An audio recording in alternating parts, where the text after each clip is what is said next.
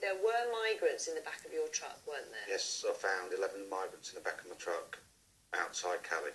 How did you find them? How did you know they were? I was doing my checks for my lorry before heading on to the shuttle itself, and we always do our checks, and I found out my lock had been broken on the back of the lorry. So I opened it up and I found 8 migrants in the back. And you asked for help on several different Yes, I asked the French police to turn up and they refused. Then I did all the checks at Calais myself with the French, being probed and scanned, and they said there was nobody in the lorry. And I was using a CO2 scanner, Yes, wasn't it? Yeah. and they said there was nobody in the trailer. Then I got to the English side, customs, and said I wasn't happy. And in the end, they put me through a scanner, and we found another 3. And where were the migrants hidden? They were hidden within the packages, or in the back of the I had a load of furniture on. Right. So. And they were hidden in the front of the furniture. And even though you had said to customs, look, I think I've got people on board, they fined you. Yes, got fined for it. How much did they fine you? I was £600 for me, but plus fines go to your companies as well and your fleet administrators. So what was the basis of their finding? If you had said to them, look, I think I've got some migrants on board, and you wasn't even that you had fessed up to it, you just said these people have come on board asking for help, and you get punished for it. Yes, I think it's just the easy way of making money out of the haulage industry, is to cover the costs of everything. They just decided, let's find the lorry drivers. You got your fine paid. You didn't have to pay it, or you got it paid back, didn't you? No, it took 6 months from sending me the fine through. Yeah. And then been fighting it ever since. And it was about 3 months ago I found out that they'd rescinded it. Right. Okay. But my company's still being fined.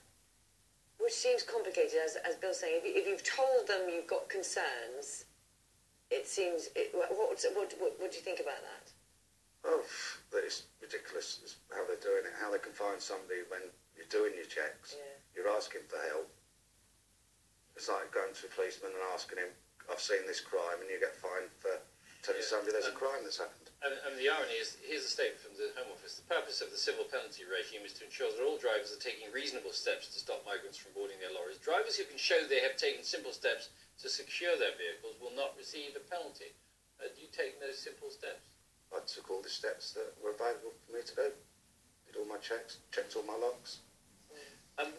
Let's talk about Operation Stack for a minute, because we now know there's a plan to have a parking space, a holding area for lorry drivers on Manston Airfield. That'll at least get them off the M20 and allow traffic to flow through a bit more easily. What does it do for lorry drivers themselves?